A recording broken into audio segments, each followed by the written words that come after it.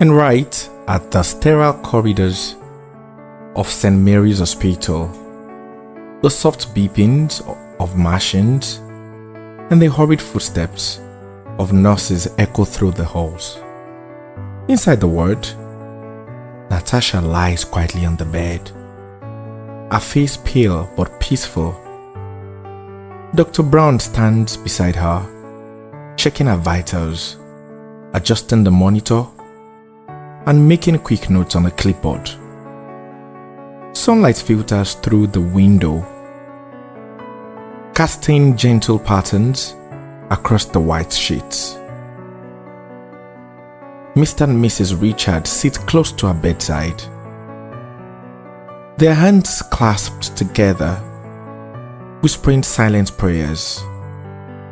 The door opens, and Darrell walks in with his parents and his close friend Evans. The air in the room shifts, heavy with hope and fear. "Good day, Ma and Sir," says Darrell. He turns to the doctor, his voice trembling but steady. "Hello, doctor. Please, how is she now?" Dr. Brown offers a calm, professional nod. "She's stable, Darrell. That's a good sign. We'll be going in for the operation in a few hours. I hope you're ready too. Come with me. I need to check you." Darrell swallows hard. "All right, doctor. I'll be with you shortly." Mrs. Charles steps forward and places a hand on her son's shoulder. "Be strong, my son. We are here, okay?" Darrell nods, forcing a small smile. He and Evans follow Dr. Brown out of the ward toward the doctor's office. Back in the room, the parents exchange soft greetings, the tension slowly easing into something warmer. Mrs. Richard said, "Thank you so much for coming, Mr. and Mrs. Charles. We truly appreciate the support." "It's nothing at all. Our prayers are with you. Everything will go well today, inshallah," from Mr. Charles. He pauses, then speaks with sincerity. "I know I've been hard about the decisions between our children, but after all this is over, let's give them our blessings." Mr. Richard stands and extends his hand. "Thank you for your understanding. Together, we are still one. Let's do this for the happiness of our children." They shake hands firmly, a quiet agreement passing between them as Mrs. Richard wipes a tear from her eye. And at the doctor's office, Darrell sits on the edge of a chair, his hands clenched together. Evans stands beside him, arms folded, trying to look strong for his friend. Dr. Brown flips through a file, his expression serious. "Darrell, I'll be honest with you. Natasha's chances of survival are low. If this condition had been treated more seriously over the past 2 years, we might have managed it better." Darrell's breath catches. Evans steps forward. "We understand, doctor, but we won't give up now. We will try every option." Darrell rises to his feet, his eyes filled with determination, and says, "I can't afford to lose Natasha. I'm ready. Take my kidney. Do the transplant for her." Dr. Brown studies him for a long moment, then nods. "All right then. Let's prepare for the theater." The hospital corridor fills with movement as nurses rush past, pushing equipment and opening doors. The parents wait anxiously outside the operating room, pacing, whispering prayers, and holding on to each other for strength. Darrell is wheeled in on a stretcher, his eyes meeting Natasha's for a brief second, She gives a weak smile and he nods back, silently promising her everything will be okay. The doors to the operating room swing open. A nurse announces softly, "We're going in." The doors close, leaving the families in the halfway. 2 words, 2 cultures, now united by one heartbeat and one shared hope. And now the hospital lights glowing. Above them are suspense, love, and destiny hang in the air, waiting for what comes next. And then the morning light filters through the hospital blinds, casting pale lines across the quiet ward. The steady beep, beep of a heart monitor fills the room. Natasha lies asleep on the bed, her face calm but pale. IV drip hanging beside her. Darius sits close, elbows on his knees, fingers locked together. His eyes never left Natasha's face. Evans, slouched in the visitor's chair, looks tired. Clearly someone who spent the night battling an uncomfortable chair and worry. Evans stretches and exhales. "Darrell, you really need to stop panicking. Look at her. She's breathing fine. The surgery went well. That's good news." Darrell nods, but doesn't look convinced. "I am happy, Evans. I really am. But until she opens her eyes fully, until the doctor says she's fine and discharged, my head just won't rest." Evans leans forward, lowering his voice. "I get you. Trust me, anyone in your shoes would feel the same. But you might want to whisper your last words to her for now." Darius snaps his head towards him. "Evans, don't joke with that kind of thing, please. This is too serious to play with." Evans raises his hands in surrender. All right, my bad. No jokes. Serious face on." And just then, Natasha coughs lightly. Her fingers twitch. Darrell jumps on immediately. Natasha, no! Don't try to sit up. Please, just lie down." Natasha slowly opens her eyes, blinking as if the light is unfamiliar. "Evans, please go get the doctor," says Darrell. Evans is already on his feet, heading for the door. "Darrell, is that you?" Darrell moves closer to Natasha, his voice softening instantly. "Yes, it's me. I'm right here. Just relax, okay? You had surgery yesterday, but everything went well. You're safe." Natasha swallows, her eyes searching the room. Where are my parents?" "They went home last night. They'll be back soon, I promise." She frowns slightly. "All of them?" Darrell hesitates, then smiles gently. "Yes, my parents were here too." Natasha's eyes widen a little. "Really?" "Yes, and they talked. There's an understanding now. I believe everything will be okay from here on." A faint smile forms on Natasha's lips. "Oh, that's great. I'm really happy to hear that." Darrell exhales, relief finally creeping into his expression. "Don't worry about anything right now. Just rest. They'll be here soon." The door opens as Dr. Brown steps in with Evans behind him.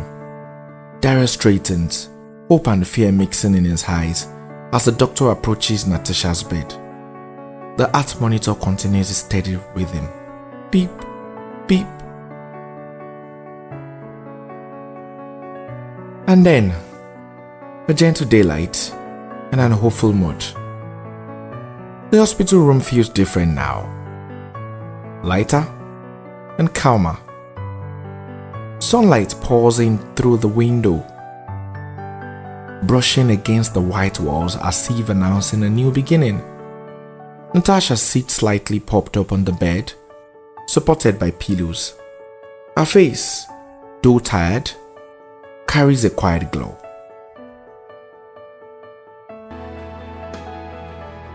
Dr. Brown flips through her medical chart, nodding with satisfaction. Good morning, Natasha. How are you feeling today? Natasha smiles faintly. I'm feeling better, doctor.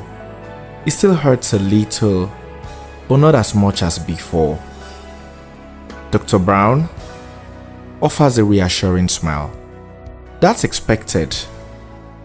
The pain will reduce gradually as the medication wears off.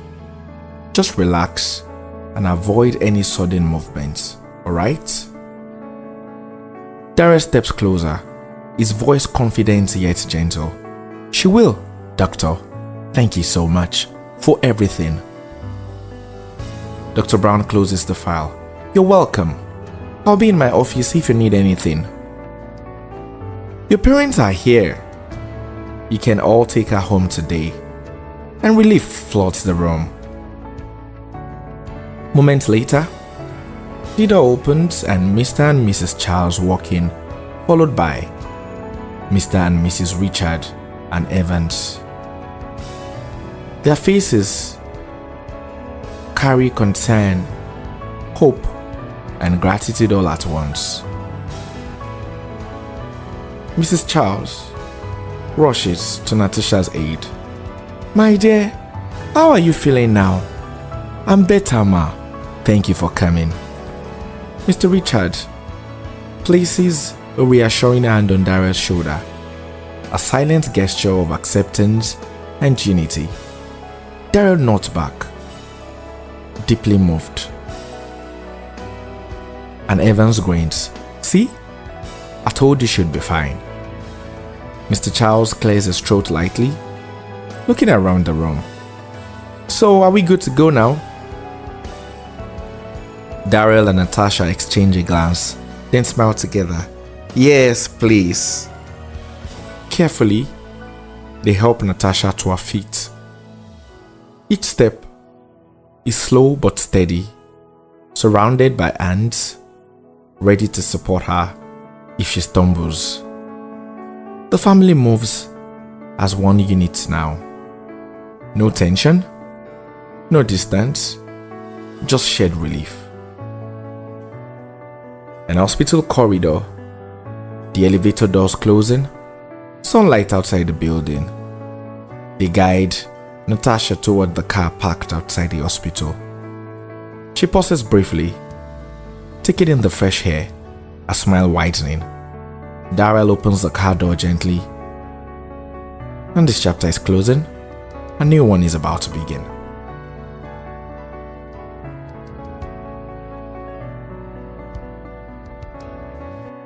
And now, they all return to Daryl's family house. The elegant interiors of Daryl's family duplex.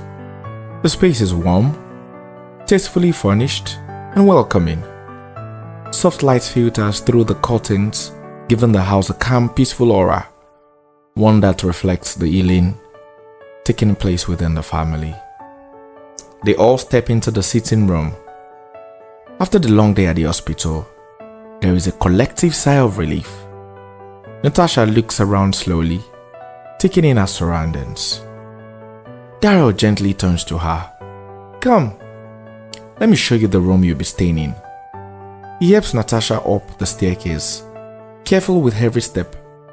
Evans, ever the loyal friend, follows closely behind, offering support when needed.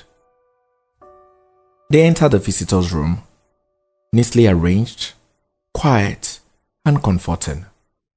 Daryl helps Natasha sit on the bed, adjusting the pillows. You'll be comfortable here. If you need anything, just call.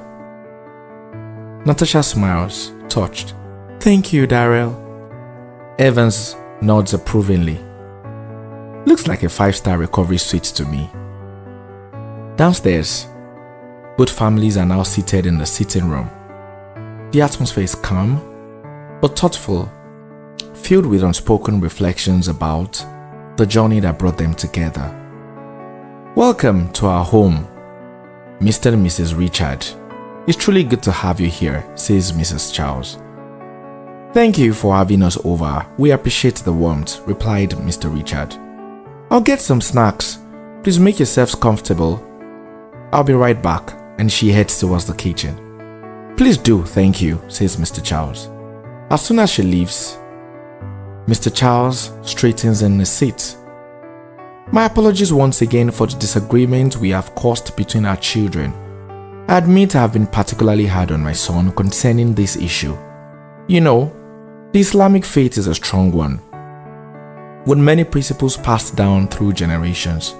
But I'm glad we are here now and have reached an understanding. Regardless of our differences, we all serve the same God, even if our beliefs vary. Mr. Richard nods slowly. This is quite true, sir. It wasn't an easy decision on our part either. Islam and Christianity, in these times, often struggle to unite as they should. Laws and traditions handed down over the years have shaped us this way. It is no one's fault. When matters is that we are here today, seated together, understanding one another. They are children, and in the end, their happiness is what truly matters. Mrs. Richard smiles warmly. Love will always win, I guess. They all burst into gentle laughter. Just then, Mrs. Charles returned from the kitchen, carrying a tray filled with snacks. Oh yes, love will always win, says Mrs. Charles. She sets the tray down as the laughter continues, sealing a moment of peace, unity, and hope.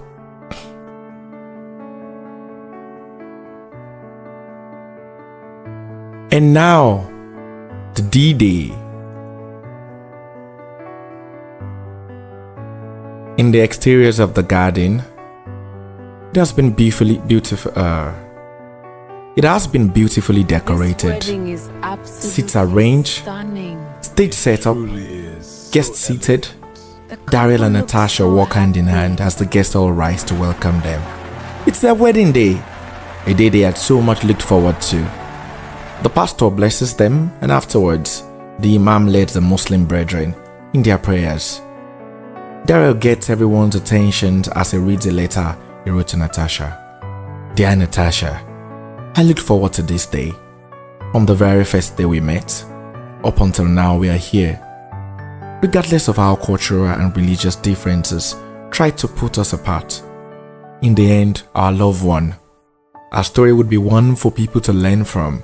It's so hard to believe that from today onwards, we will be together forever. At times, I wish we could go back and relive the whole relationship, don't you? Although, we both made our share of mistakes, I wouldn't change one thing. Not a single breath spent with you would be different. You are the greatest gift the world has ever presented to me. I have to admit that a year ago, I didn't believe in God, or even any higher power for that matter. But now that I have you, I know I am blessed, inshallah. You are my heart and my soul. You are everything to me. I love you with every ounce of my heart and soul, and so much more. Words cannot explain how much you mean to me, and I am truly blessed to have you in my life. Thank you for accepting me wholeheartedly. They hugged, and the celebration continued. To be continued. Yes, everyone. That is Dear Natasha. Oh, what a very emotional movie and story. I can't wait to see what happens next anyway. This is KCA Production, in case you're wondering, or you probably just stumbled on this video. The first thing I'd like you to do is to please subscribe. Yes, please subscribe to KCA Production. We bring you many interesting stories from lifestyle to folktale to nature to gist and more. And I hope you had a great time listening and following the story of Dear Natasha. Yes, and so as the story fades into memory, remember, every goodbye carries a lesson, every journey leaves a mark, and every heart holds a story worth telling. Again, this has been a KCA production, where stories are not just told, they are felt. Until the next tale unfolds, stay inspired, stay curious, and keep believing in the power of stories. And do not forget to subscribe to KCA Production. Drop your thoughts in the comment section, like this video, share, and let us know how you feel. I'll see you again next time. Bye.